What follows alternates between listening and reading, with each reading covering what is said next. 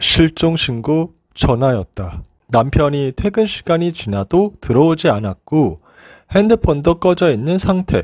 남편의 친한 회사 동료에게 연락해서 남편이 지금 핸드폰도 꺼져 있고 퇴근 시간이 훨씬 지났는데도 안 온다고 물어보니 회사는 무단결근, 그럴 사람이 아니라서 계속 연락 시도해 보았지만 핸드폰이 여전히 꺼져 있어 걱정하던 중이라고 했다. 그리고 나서 와이프는 실종신고를 했다. 마지막으로 연락한 시간은 언제였죠? 오늘 회의가 있다고 했어요. 그래서 오전에는 연락을 못할 거라고. 점심때 연락 오기를 기다렸는데 연락 오지 않았고요.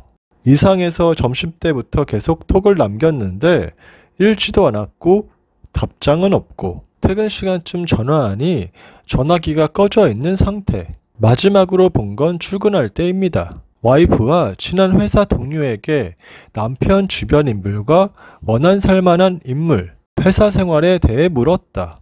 딱히 원한 가질 인물도, 돈 문제도 깨끗했다. 회사 내에서도 평판이 좋았다고 했다. 실종자의 통신 기록을 살펴보니 마지막 신호가 10시 5분쯤 가평 인근에서 끊겼다. 회사는 잠실인데 마지막 신호가 가평이라. 출근하면서 무슨 일이 벌어진 게 분명했다. 몇몇 회사 동료들 말고는 딱히 연락한 사람은 없습니다. 그 동료들도 모두 조사를 끝낸 상태고요. CCTV를 분석하여 실종자가 출근하는 상황부터 동선을 파악하고 있습니다. 현재까지 실종자가 차로 회사 주차장까지 진입한 것이 파악. 회사 내 CCTV를 확인하는 중입니다. 그리고 또 하나 파악된 사실. 실종 당일 아침 급한 일이 생겼다고 연차를 썼다고 하는군요. 사유는 몸이 안 좋아서 회사 팀장을 통해 확인한 사실입니다. 이게 실종자의 마지막 연락이죠. 아침 출근할 때도 멀쩡했고 정상적으로 회사 지하 주차장까지 잘 출근했던 남편이 갑자기 몸이 안 좋아서 연차를 썼다? 굉장히 부자연스러운 상황.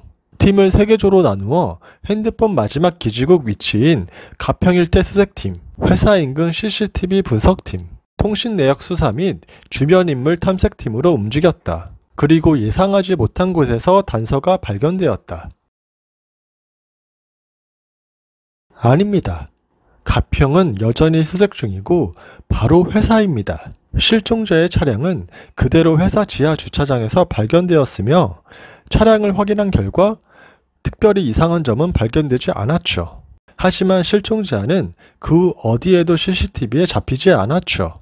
그렇다는 말은 회사 지하 주차장에서 누군가에게 최소 납치당했다는 결론에 도달. 납치라면 출근 시간대라 많은 사람이 이용했을 시간대에 목격자가 전혀 없다는 것은 회사 내 상황을 잘 아는 인물이나 실종자의 경계심 없이 접근 가능한 면식범일 가능성이 존재. 그렇다면 같은 회사에 다니는 인물 가능성이 높은 관계로 수사망을 좁혀나갔다. 그리고 뜻밖의 이야기를 들을 수 있었다. 사라진 실종자가 회사 생활을 잘하고 일도 잘해 평판이 좋았지만 유독 한 명과 사이가 좋지 않았다는 증언. 어떻게 보면 일방적인 관계. 실종자에겐 동기가 한 명 있었는데 업무 능력의 차이를 보이며 실종자만 승승장구 진급. 모르는 사람이 봤을 때는 잘 지내는 것처럼 보이지만 실제로는 하대하고 무시하는 경우가 많았다는 이야기였다. 그러면서 후배들조차 무시하는 후배들이 생겨났고 사실상 회사 내에 왕따를 당했다는 인물. 그 사람이 누구인가요? 그 이름은 바로 최 과장. 우리가 벌써 조사한 인물이었다. 바로 와이프를 제외하고 가장 먼저 만난 사람, 가장 친한 동료. 그리고 최 과장에 대하여 새로운 사실을 알아냈다. 바로 사건 당일에 반차를 냈다는 거. 반차를 낸 최 과장이 아침에 회사 지하 주차장으로 진입하는 장면이 CCTV에 잡힌 거였다. 그것도 실제 출근 시간보다 1시간 빠른. 그리고 최 과장 차량은 약 2시간 후 회사를 빠져나갔다. 이 상황을 알고 있다는 사실을 숨긴 채 최 과장을 더 물어볼 것이 있다며 경찰서로 불렀다. 최 과장님, 물어보고 싶은 게 있습니다. 사건 당일에 뭐 하셨나요? 회사 출근해서 일했습니다. 확인해 보세요. 오전부터요? 네. 거짓말이었다. 다시 한번 물을게요. 오전부터요? 두 번째 무릎엔 눈빛이 살짝 흔들리는 게 느껴졌다. 이 형사들이 뭔가 알고 있구나 하는 그 눈빛. 두 번째 대답도 네. 그날 반차를 사용하셨던데 어떻게 된 거죠? 아, 깜빡했습니다.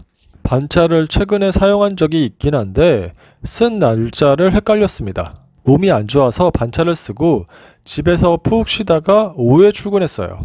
바로 CCTV 영상을 보여줬다. 최 과장님이 이날 오전 회사에 왔던데 이건 어떻게 설명할 건가요? 그러니까 그게 회사에 놓고 온 게 있어서 잠깐 왔다 갔어요. 몸이 안 좋아서 오전에 반차까지 쓴 사람이 기존 출근 시간보다 1시간 일찍 와서 2시간이나 있다가 집에 돌아갔다? 그 놓고 온 중요한 물건이라는 게 뭔가요? 수면제인데 가끔 잠 못 잘 때 먹는 겁니다. 수면제 먹고 푹 자고 일어나려고 했는데 회사에 놓고 와서 회사에 왔던 거죠. 역시 거짓말. 지하 주차장 진입 후 그 어떤 회사 내 CCTV에도 최 과장의 모습은 찍히지 않았다. 그리고 마지막 질문. 아프다는 사람이 가평에는 왜 간 거죠? 눈빛이 마구 흔들렸다. 이내 최 과장은 무너졌다. 자신이 죽였다며 마침내 시인했다. 우선 시신을 찾기 위해 최 과장이 알려준 가평에 있는 한 야산을 수색했다. 여기가 맞습니까? 여기인 것 같기도 하고 초기인 것 같기도 하고 기억이 안 납니다. 뭐 하자는 거지? 여기는 확실한 거지? 아마도요? 전부 이 근처를 집중 수색해. 나는 내가 범인이라면 과연 어디에 시신을 묻었을까 생각했다. 시간이 촉박했기 때문에 너무 깊숙한 곳은 아닐 거야. 거기에 무거운 성인 남성을 들고 다니기도 힘들고. 그렇다면 이 근처에 차를 가지고 진입할 수 있는 도로가 어디지? 여기서 50m 떨어진 지점에 차량 이용 가능한 도로가 있습니다. 일부는 나와 그쪽으로 이동한다. 정황상 차에서 내리자마자 적당한 장소에서 시신을 그대로 유기했을 가능성도 존재했다. 도로 인근 100m를 양쪽으로 수색한다. 도로 인근 수색 후 10분이 지났을까? 시신을 발견했습니다 하는 소리가 들렸다. 드디어 찾은 것이다. 하지만 여전히 최 과장은 무표정이었다. 최 과장의 첫 마디는 충격적이었다. 죽일 X를 죽인 것뿐. 자기가 좀 더 잘 나간다고 날 무시했지. 어느 날 후배의 실수를 지적한 적이 있는데 피해자가 와서 너나 잘하라고 후배 앞에서 망신을 줬지. 그날 이후 이놈을 죽여야겠다고 마음먹었죠. 반차를 내고 평소보다 일찍 출근해서 평소에 피해자가 자주 주차하는 근처에서 기다리고 마침 그곳이 CCTV 사각지대이기도 했고 피해자가 차에서 내려 걸어가려고 할 때 차량에 있던 삽을 이용해 뒤에서 머리통을 가격. 최 과장은 피해자를 차 안으로 끌고 들어와 목을 졸라 확인 사살했다. 그리고는 바로 가평으로 질주. 야산 근처 도로에 차를 세운 후 시신을 바로 비닐로 씌운 후 밧줄로 묶어서 그대로 유기했다. 바로 집으로 돌아와 씻고 옷 갈아입은 후 아무렇지 않게 회사 출근한 것이었다. 최 과장은 직장 내 괴롭힘, 오랫동안 수면제 복용, 우울증 등으로 심신미약을 주장했지만 재판부는 받아들이지 않았다. 하지만 직장 내 괴롭힘은 일부가 인정되고 초범인 점, 여러 가지로 감형을 받아 15년형을 선고받았다. 씁쓸한 판정이었다. 내가 만약 강력계 형사라면 어떻게 하시겠습니까?